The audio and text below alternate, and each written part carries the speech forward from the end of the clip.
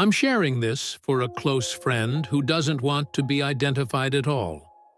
He wants me to tell his story here because he needs help so badly, but doesn't want his ex-wife to find his post. He'll read all the comments through me, so please know that he will see what you say. I'll show him all of the answers. For this post, I'll call my friend Tom. He is a single dad to a girl who is 7 years old. It's been 14 months since his split, and seeing how hard it is for him to co-parent is truly heartbreaking. Over the 15 years I've known Tom, I've never seen him so down and out. When Tom called me last week, I knew right away that something was wrong. After going to see her mom, his daughter came back with a very different haircut. For months, this little girl had been growing her hair out because she wanted to be Rapunzel for Halloween. She was so excited about it. Tom had shown me pictures of her dancing around, pretending her hair was already long enough to climb. Then she came back from her mom's with a short bob. No talk beforehand, no heads up, just done. When Tom texted his ex asking what happened, she replied curtly that it's just hair and that she's the girl's mother and can make decisions about her appearance without his input. Technically, she's not wrong. But Tom wasn't upset about the hair itself. He was upset about the trend this represents. Let me give you more background about what's been happening over the past year. His ex signed their daughter up for soccer without telling him, even though practices and games fall on his custody days. Tom had to scramble to rearrange his work plan to make it work. When he noted that he wished she'd discussed it with him first, she accused him of not wanting their daughter to have extracurricular activities. She bought their daughter a smartphone. Tom thought they'd agreed to wait until she was older, but his ex decided independently that the time was right. Now their daughter has access to things Tom isn't comfortable with, but he feels helpless to address it without starting another fight. She changed bedtime at her house from 8:01 p.m. to 9:30 p.m. Tom keeps the 8:01 bedtime, which means their daughter comes back to him exhausted and confused about why the rules are different. It also makes Tom look like the strict, unreasonable dad. She's letting their daughter watch TV shows and movies that they'd previously agreed were too adult.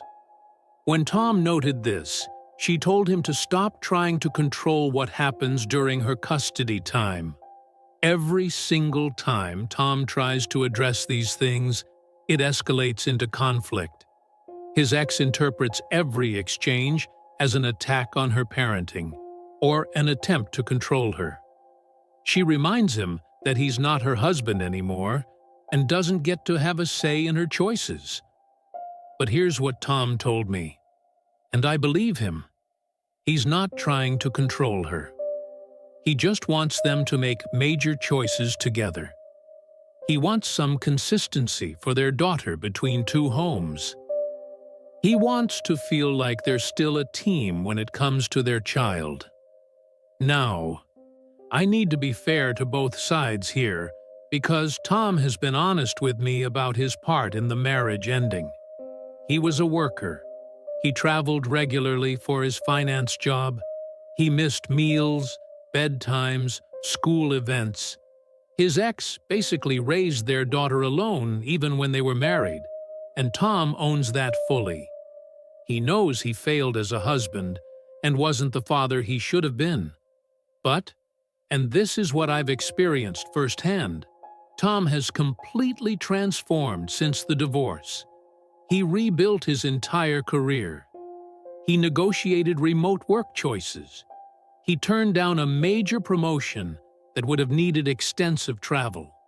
He learned to braid his daughter's hair, to cook nutritious meals, to handle all the tasks of single parenting. The Tom I see now is unrecognizable from the Tom of 3 years ago. He's present, engaged, and truly committed to being the father his daughter needs. The trouble is, his ex doesn't seem to see this change. Or maybe she sees it, but doesn't trust it. Maybe she's so used to making all the parenting choices alone that she can't shift to including him now. Tom doesn't know, and she won't connect with him long enough for him to figure it out. Their custody handoffs happen in a Starbucks parking lot, neutral ground. Tom described them to me as extremely awkward and transactional. They share the bare minimum information. She has homework due Thursday. Her medication is in the front pocket. She had a rough night on Tuesday. That's it. No real contact, no warmth, just two strangers handling business. Their daughter has started asking why they can't do pickups at each other's places like her friends' parents. She's noticed that Mommy and Daddy can't seem to have normal talks.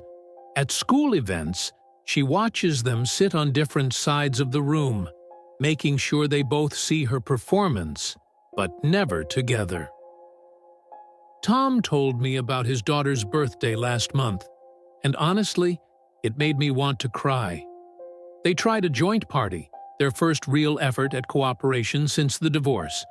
It fell apart over every detail. Guest list, location, cake flavor. His ex wanted to bring her new boyfriend. Tom wanted his parents there, but his ex said they'd made her uncomfortable by taking Tom's side during the split. They ended up having 2 different birthday parties. 2 cakes. 2 rounds of happy birthday. Tom said his daughter smiled through both, but he could see the confusion and sadness in her eyes.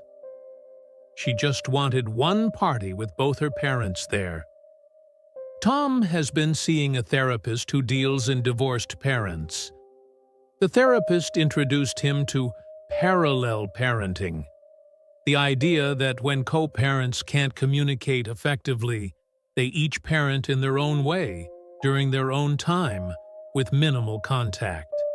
It's meant to reduce conflict. Tom hates this plan. To him, it feels like giving up. It feels like admitting they can't put their kid first. But he's also exhausted from trying to communicate with someone who sees every talk as a battle. When Tom and I talked last week, he asked me things I couldn't answer. How do you co-parent with someone who sees every attempt at communication as criticism? Is he wrong for asking to be consulted on major decisions about their daughter? Should he accept parallel parenting, or keep pushing for real co-parenting? How does he show his ex that he's changed when she won't connect with him? How does he help his daughter understand what's happening without making her mother the villain? Is it better to keep fighting for better communication, or is that just causing more conflict that hurts their daughter? I've watched Tom battle with this for over a year now. I've seen him cry over feeling shut out of his daughter's life by the very person he's supposed to be working with. I've seen him second-guess every choice, wondering if he's pushing too hard or not hard enough. I've seen the toll this is taking on him mentally, but more importantly, I've seen how it's hurting his daughter. This sweet 7-year-old who just wants her parents to be okay with each other. Who's learning about divorce and strife in real time? Who deserves parents who can figure out how to be friends, even if they can't be partners anymore? Tom's friends have given him conflicting opinions. Some say document everything and only interact through email for legal protection. Others say be more patient and empathetic toward his ex. His father thinks he should take her back to court. But Tom doesn't want more lawyers. He doesn't want more strife. He just wants to find a way to happily co-parent. So, I'm here on Tom's behalf, asking this group for help. Many of you have been through tough divorces. Many of you have managed complicated co-parenting situations. Some of you might even be on the other side of this situation and can offer perspective on what his ex might be feeling or thinking. What would you tell Tom? What has worked for you in similar situations? What do you wish you'd done differently? How do you co-parent with someone who won't cooperate? Is there hope for changing this situation, or is parallel parenting the realistic goal? Tom is a good man who's truly trying to do right by his daughter. He's not perfect. He knows he failed in his marriage, and he's trying hard to be better. But he's stuck in a situation where his best efforts seem to make things worse, and he doesn't know what to do anymore. I'll be sharing every word with him. He's asked me to tell you that he's grateful for any viewpoint, advice, or experience you're willing to share. He knows he's not the only person who's been through this, and he's hoping your wisdom can help him find a way forward. Thank you for taking the time to read this, and for any advice you can give. A father and his daughter really need your help thinking this out. I'm showing Tom all your replies, and he's reading everything carefully. He's asked me to thank you all for your care and honesty. Please keep the advice coming. It's helping more than you know.